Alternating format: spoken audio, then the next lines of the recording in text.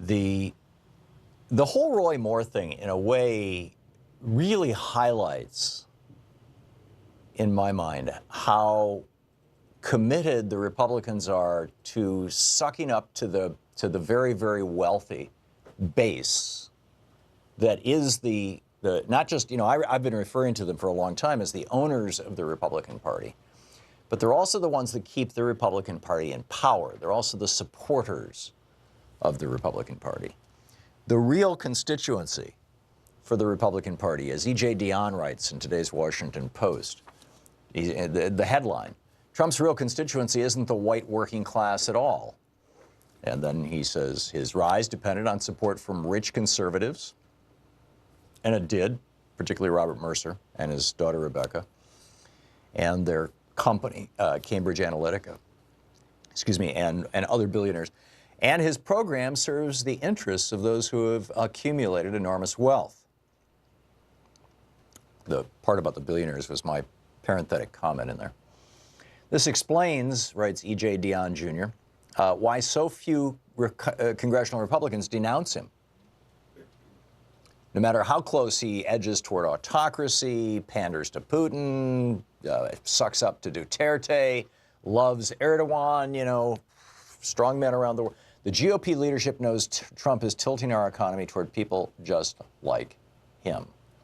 And these are the people, of course, the billionaires, the billionaire class, that Trump understands. Trump was born into this world, that Trump wants to support. Trump has been part of this all his life. And frankly, Trump himself gets a mind-boggling benefit from this thing. I mean, we're talking, if his actual net worth is anything close to what he has said it is, repeatedly, then his children are going to make, well, they're going to make billions when he dies, but they will make additional billions if they don't have to pay any tax on the money that they didn't earn, that came to them because they were members of the Lucky Sperm Club. They just happened to be his children. So E.J. Dionne lays it out. It's also Paul Blumenthal over at Huffington Post. Republicans admit that CEOs and donors really need the tax bill to pass or else. Gary Cohn, who used to be the chief operating officer, the COO of Goldman Sachs, Gary Cohn last week said, and I quote, "The most excited group out there are big CEOs about our tax plan." The most excited groups out there. Chris Collins, the Republican from New York, and himself a multimillionaire, or at least a millionaire, said, "My donors are basically saying, get it done and don't ever call me, or don't ever call me again." Now, when a Republican member of Congress comes right out on Twitter, or however he said this, I'm assuming it's Twitter, maybe I've got it wrong, but however Chris Collins said this, when an elected member of Congress comes out and publicly says, the people who gave me the money to get into this position where I am right now, this elected position, are telling me that they will not give me any more money unless I make sure that this particular piece of legislation is passed. Which is essentially what Chris Collins said and what Lindsey Graham said on Thursday. He said, first of all, that if they didn't pass this so-called the Republican tax scam, that if they didn't pass it, that there would be more right-wing primary challengers, of course, funded by the billionaires who want their damn taxes lowered. But also Lindsey Graham said, and I quote, now keep in mind, Chris Collins is in the House, Lindsey Graham's in the Senate. Lindsey Graham said, quote, "The financial contributions will stop if they fail to give these giant tax breaks to the billionaires."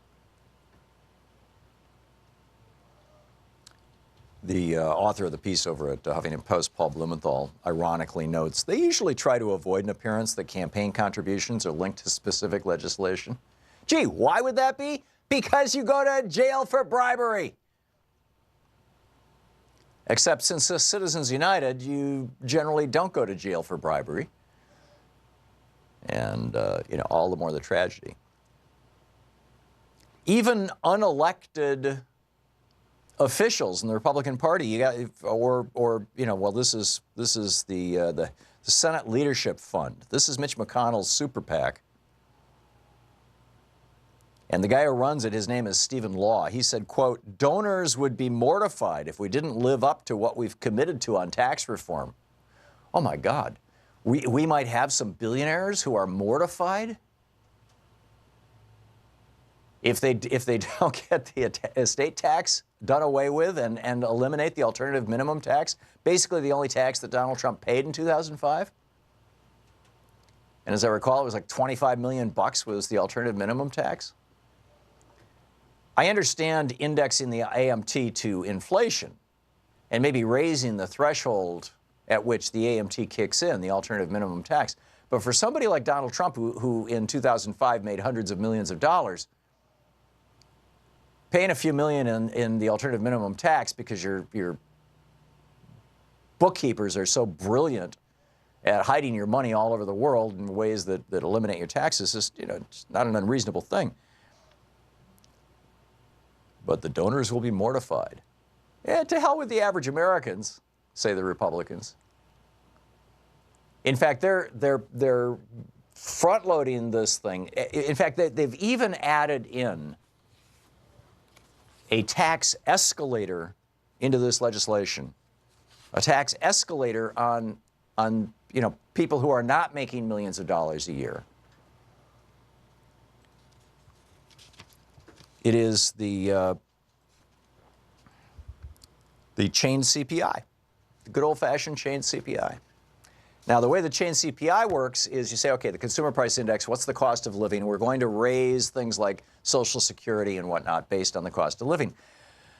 And so typically it would be, okay, average person eats chicken 30 times a year or whatever. And so that's, we're just going to say, okay, the cost of chicken used to be $3 a pound and now it's $5 a pound. So you multiply that by the 30 times a year by the amount, and you do the math, right? Very simple. Okay, here's how much we need to increase their income because chicken has gone up, or beef, or whatever it may be. That's how a normal consumer price index works.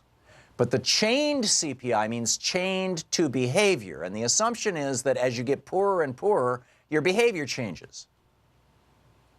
So instead of measuring the cost of chicken, we'll say, the price of chicken's gone up so much, people are going to shift to just eating vegetables. Or the price of vegetables has gone up so much that people are going to shift to just eating dog food. Now, I haven't seen a chain CPI that specifically mentions dog food, but it's part of the logic of the program. So what this means is that over time, the taxes on working people are going to go up radically faster than taxes on the super wealthy. Stephen Dinan wrote a piece about this over at the Washington Times, of all places. Buried amid the tax deductions and credits, House Republicans have made a major shift in tax policy that will mean an escalating tax increase on every American taxpayer over the ensuing decades. They're shifting the inflation index from the CPI to something known as a chain CPI, a slower growing method of calculating cost of living expenses. And that means more taxpayers will more quickly fall into higher tax brackets, meaning they'll owe more in taxes. The whole thing is a scam, this whole Republican tax scam.